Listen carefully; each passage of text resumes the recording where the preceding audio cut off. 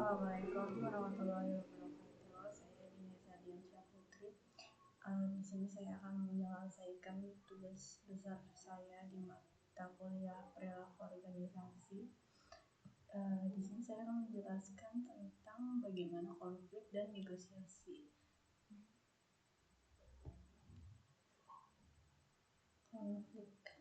Konflik sendiri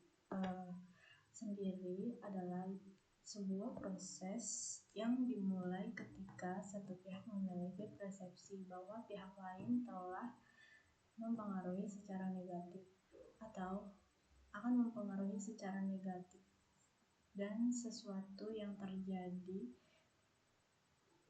kepedulian atau kepentingan pihak bersama.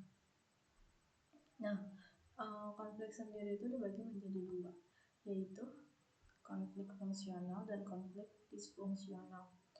Konflik fungsional sendiri adalah konflik yang mendukung tujuan kelompok dan meningkatkan kinerjanya, sedangkan konflik disfungsional adalah konflik yang mendukung tujuan kelompok dan meningkatkan kinerjanya. Beberapa tahapan proses konflik mulai dari potensi pertentangan dan ketidakselarasan, kognisi dan personalisasi, maksud, perilaku, serta akibat. Potensi pertentangan atau ketidakselarasan itu muncul akibat kondisi-kondisi yang menciptakan peluang bagi munculnya konflik. Kondisi-kondisi ini tidak harus langsung mengarah pada konflik, tetapi ada sebab-sebab di kelompok termasuk komunikasi, struktur, variabel-variabel, dan lain sebagainya. Selanjutnya adalah kognisi dan personalisasi. Konflik yang dipersepsi yaitu kesadaran oleh satu atau lebih pihak akan adanya kondisi-kondisi yang menciptakan peluang munculnya konflik. Sedangkan konflik yang disarankan adalah keterlibatan emosi dalam sebuah konflik yang menciptakan kecemasan, ketegasan, frustasi, atau cara bermusuhan. Maksud tersendiri adalah keputusan untuk bertindak dengan cara tertentu. Ada 5 maksud penanganan konflik yang berhasil diidentifikasi, diantaranya adalah bersaing, bekerja sama, menghindari, akomodatif, serta kompromis. Perilaku pada konflik terbuka adalah perilaku satu pihak atau reaksi pihak lain. Ada yang disebut dengan manajemen konflik atau konflik manajemen. Pemanfaatan teknik-teknik resolusi dan dorongan stimulasi untuk mencapai tingkat konflik yang diinginkan. Selanjutnya ada akibat fungsional. Ini bersifat ketika hal tersebut memperbaiki kualitas keputusan, merangsang kreativitas dan inovasi, mendorong minat dan keingintahuan antara anggota. Konflik menantang dan karena itu mendorong diciptakan dan dikemukakan ide-ide baru.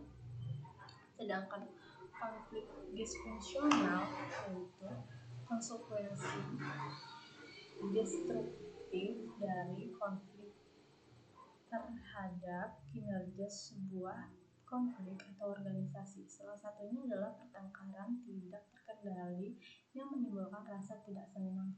Konsekuensi yang tidak diharapkan tersebut dapat menurunkan kekompakan pada kerja kelompok kita. Selanjutnya selanjutnya adalah menciptakan konflik fungsional. Ini dapat meningkatkan toleransi. Organisasi yang tidak mendukung dan mendorong perbedaan kiranya akan terancam kelangsungan hidupnya. Selanjutnya, menciptakan konflik fungsional, salah satu caranya adalah dengan memberikan penghargaan kepada orang-orang yang berbeda pendapat dan menghukum orang-orang yang senang menghindari konflik. Nah, selanjutnya ada negosiasi. Negosiasi sendiri adalah sebuah proses di mana dua pihak atau lebih melakukan pertukaran barang atau jasa dan berupaya untuk menyepakati nilai tukarnya. Proses negosiasi berawal dari persiapan dan perencanaan, penentuan aturan dasar, klarifikasi dan disklarifikasi, tawar-menawar, dan penyelesaian masalah, serta penutupan dan implementasinya. Strategi negosiasi ada beberapa, diantaranya ada tawar-menawar distributif, negosiasi yang berusaha memberi sumber yang jumlahnya tetap atau situasinya menang kalah, sedangkan tawar-menawar integratif adalah negosiasi yang mencari satu atau lebih penyelesaian yang dapat menciptakan solusi win-win atau saling menguntungkan. Dan Q tetap adalah keyakinan bahwa hanya ada sejumlah barang atau jasa untuk dibagi antara para pihak. Isu-isu negosiasi tersendiri adalah diantaranya peran suasana hati dan sifat kepribadian dalam negosiasi. Ada perbedaan gender, ada perbedaan kultur, ada juga negosiasi pihak ketiga. Nah, negosiasi pihak ketiga itu diantaranya ada mediator, arbitrator, konsiliator, dan konsultan. Nah, terima kasih. Sekian penjelasan dari saya.